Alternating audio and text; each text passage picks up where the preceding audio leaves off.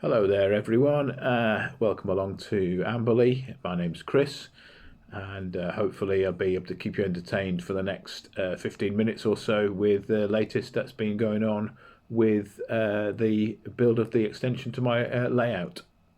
First, I'd like to say a big welcome and thank you to all the people who have come along and subscribed over the last few weeks. It's great to have you on board. Please leave comments and suggestions down below. I always like to read them and try and get around to answering them if I can. To anyone else who's just happened across the channel, please consider subscribing and liking the channel. It really does help. In this episode, we'll take a look at the next steps, which is after the painting of the baseboards, putting the track down, measuring it up for size and design, and then looking at the bridges I'll have to make for the scenic gap, and seeing if we can actually get a train or trains running around the circuit before we get Cork and other infrastructure in place, and start doing some scenic work. There will be a guest appearance from a new addition to the Amberlea rolling stock. If you haven't guessed from the thumbnail on this video, then stay tuned and you'll see towards the end of the video what that is, and hopefully I'll be able to explain why it's there. Well, I think that's all for now. Talking wise, let's get into the video, and I hope you enjoy. The next stage in the development of the extension is now complete. We've got brown paint, courtesy of everybody's favourite craft shop. Cheap and cheerful, that's what we like. Decided to paint all these boards in a base colour before we go any further. Just saves messing around doing little bits at a time. The only bit I haven't done yet is that bit in the corner where I've just cut the polystyrene round the beam there, and I've just glued some card down just to hide the workings of that cut in the corner. Obviously, once it's stuck down, I'll paint over it, and we probably won't be able to see that it's there. It'll be out of the way, but just to tidy it up for my own peace of mind. So the next thing to do will be to lay out the track, get some measurements, get a hole drilled in this area here for the dropper wires to go down, and yeah, once we've done that, we can get some track down. We'll test it all out, and then we'll think about getting the track down permanently. A good progress again. Just got to wait for all that to dry now, and I'll come back to you for the next bit. So another big step forward in that we have the track pinned down.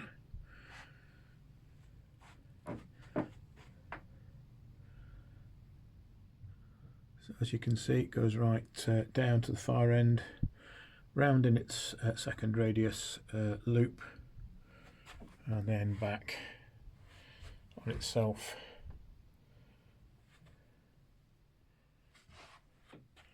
Connecting up to the main layout in this area here at the points that lead into the sidings, and then ultimately onto the main layout. So very pleased that I managed to salvage enough track from the main build to complete this section here. I knew it would come in handy. I think these things always do. It seems to work out that way.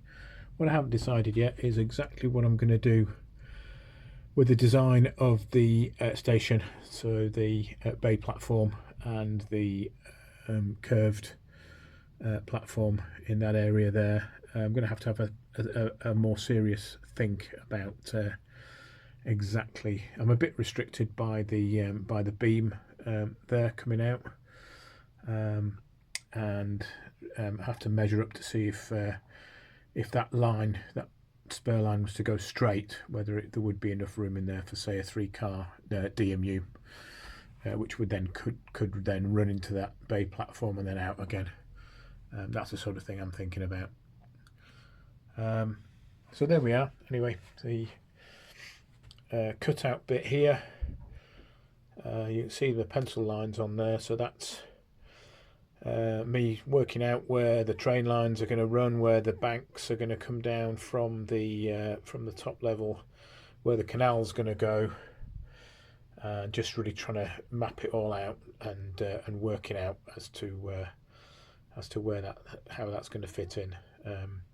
Obviously there'll be 2 bridges there. That's one of the next things I need to do, is to design and make bridges. I have some thoughts. Perhaps one will be a brick built arch type bridge, 2 arches, one spanning over the railway line, one spanning over the canal, and the second one thinking more of a girder bridge with some abutments and possibly a support in the middle. In this area here, there's going to be a road going over our railway, both lines, but it'll also have to have a roadway going through it, going through the embankment, carrying the road, in order for a road realistically to go up to this industrial area here.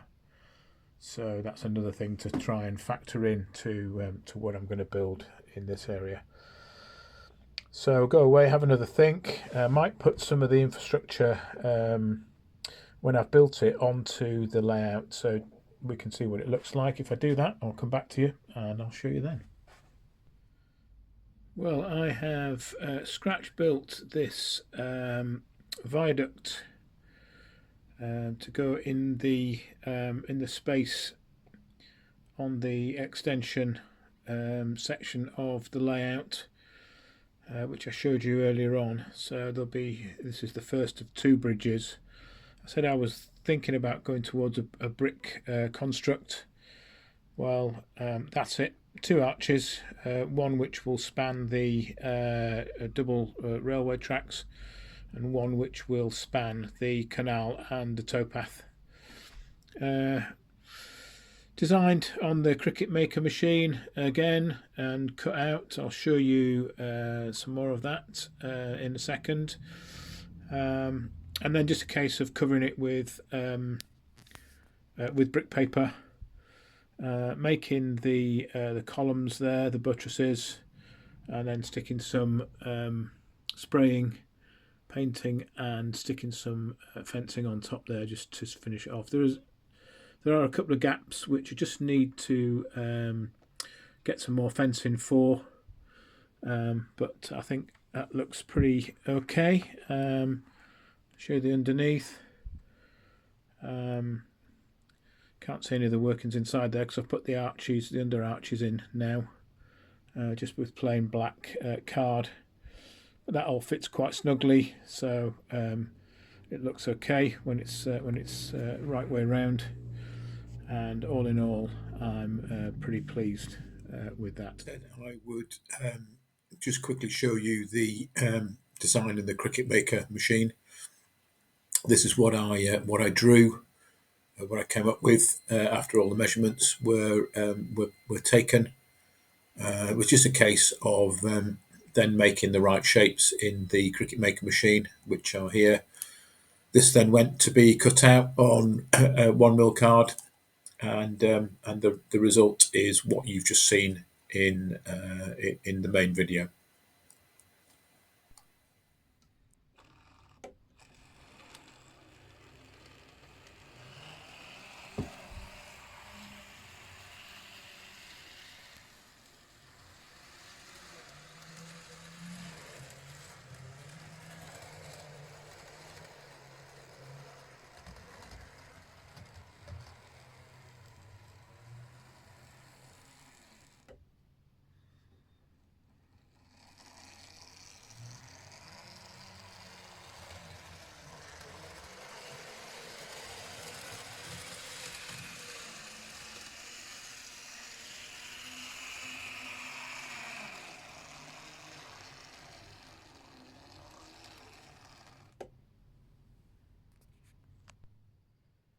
I'm just having a look to see what the infrastructure might look like. So first of all, we've got the road bridges there, just mocked up, just to see what that's going to look like. I think that's going to look okay. In the middle there, that's a road going under the road to give access to, as I think I said before, to that area down there, namely the industrial unit. Just having a look, play around with this area here as well. So we looked at the brick bridge there. That's it, complete now and in place. The train lines, that's where they're going to go. I think that looks fine. And then the girder bridge at the front there, not fixed properly into position. You can see it's resting on top of the track at the moment, but I need to lift the track up to actually put it into position, which I'm not going to do just yet while the cork dries. So yeah, you can see the cork is all down now, right around the curve, and both sides of the straight there, and into that corner there, back round onto the main layout. So that's all. Certainly this side has had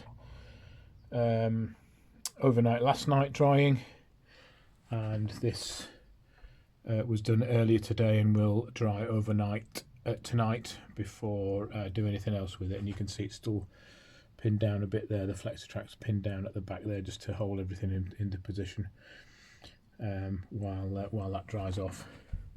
So yeah, another good step forward. Just looking at this part here as well, that channel there is where the canal is going to go. Just raised the height either side with some grey board. I think that will be deep enough, and just a couple of layers of PVA on there, having painted it a suitably greeny brown colour. I think that will be enough there, and then obviously the train lines will be at that side. Still all to be made good with scenery and what have you, but that's just that's a basic start anyway. I've got the cork glued down, and the banks of the canal. I guess the next thing to do is to develop the landscape, the scenery. So on either side I just create some slopes, and in the middle a slight embankment. So you've just started there with some strips. That'll continue all the way down. So that's the next thing. I'll come back to you once that is all done.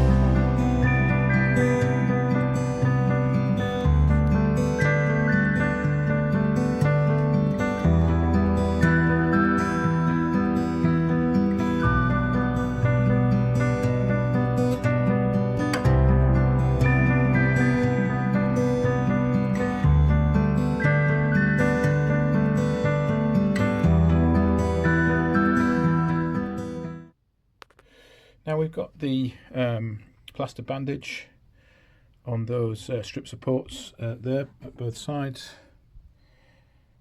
So they're down the left hand side and down in the centre around the supports for the bridge, and similarly for the right hand side there. Look a bit ridgy still, I perhaps should have woven some strips of cardboard in laterally, and then it would have taken that rigidness away. But I'm hoping that either I get another layer of bandage on there, or once it's painted and covered in scatter, that goes away. But we'll see. And you can just see at the back there we've got those back bits there still just drying, still to be done. But looking good. Masked the canal off just to make sure none of the plaster cloth bits and pieces and water got into the canal area. And I'll come back to you when the next stage is complete, which I think will be getting the back bit done and then giving it a good paint. But it'll be an overnight dry job to make sure it's completely dry before we go ahead with the painting.